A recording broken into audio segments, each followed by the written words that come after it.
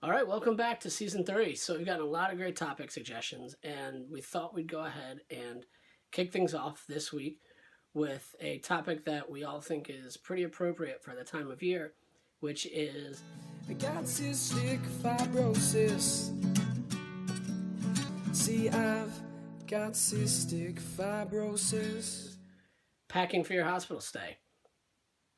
As it gets colder out and gets into the wintertime with flus and colds and tune-ups needed as the year winds down, a lot of us go into the hospital.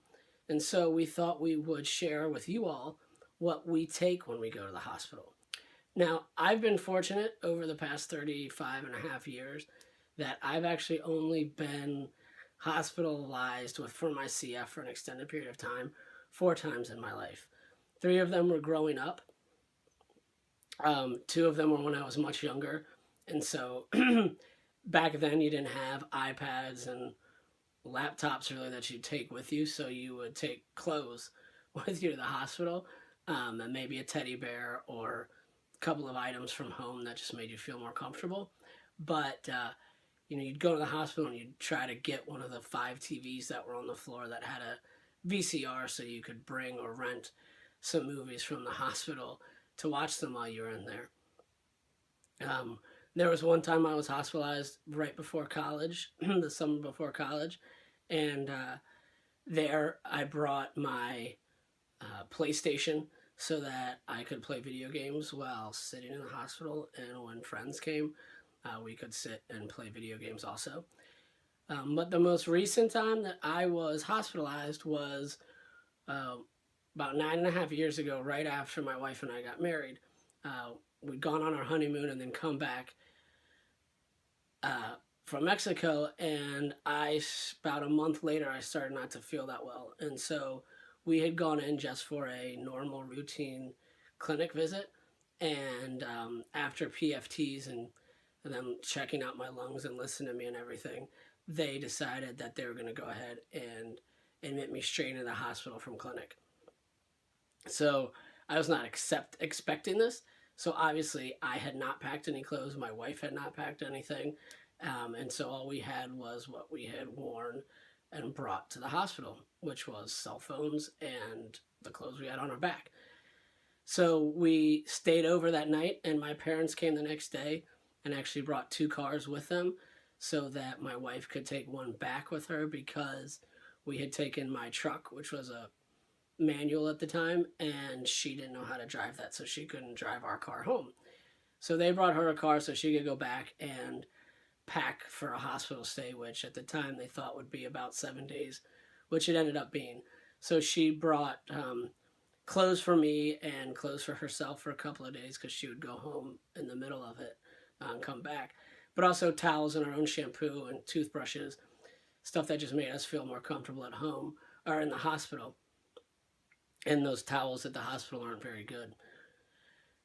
And then she also brought our cell phone chargers and a laptop. Back then, I don't think the iPad was around 9.5 years ago, or if it was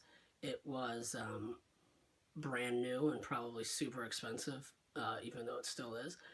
But and our cell phones and the chargers, so that we could make sure we could stay in touch with her parents and my parents and friends. So this is where I need your help, because, like I said, it's been a long time since I've been in the hospital. And so I'm hoping to hear from you all what you find essential when you go to the hospital. What you bring, what you like to have that helps keep you busy, helps you make you feel like you're a little bit more at home and comfortable in the hospital instead of just sitting in a hospital bed.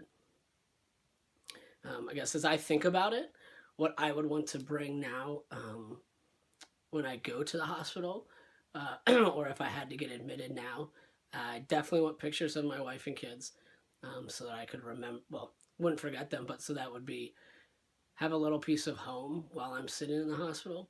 I would definitely want my iPad so that I could watch shows and also just stay in touch with the outside world while in the hospital. I'd also probably want a yoga mat or some type of a mat so that I could potentially do some stretching while in the hospital, but also meditate while in the hospital and have something a little bit more cushiony than the hard floor to sit on. Plus, also maybe I'd want a yoga ball like I'm sitting on right now, or an exercise ball, just to have some other sort of place to sit and keep my posture than sitting in the hospital bed or in one of the uncomfortable chairs that are in the room.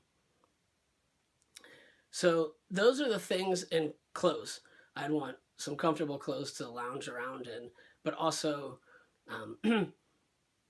my everyday clothes that I would wear out on a Saturday, like a pair of jeans and a pair of boots and a button-down shirt or a t-shirt, something that I could slip on and walk around the hospital with, and feel a little bit more normal, as I would try to get out and explore some of the hospital if I could, instead of just being stuck in a room all day. So those are the things that I would want. I would want my kids to give me some sort of one of their animals, so that I could have a little piece of them with me while I was in the hospital, and while they came to visit. But I have been fortunate where I haven't had to be hospitalized once a year. There was a period of time over the past 3 or 4 years where I was getting IVs every year, but it was all done at home. I would go to an outpatient center and have my PICC line placed and have a home nurse come by and set me up with my antibiotics and the extension on the PICC line so that I could change it all myself and flush it.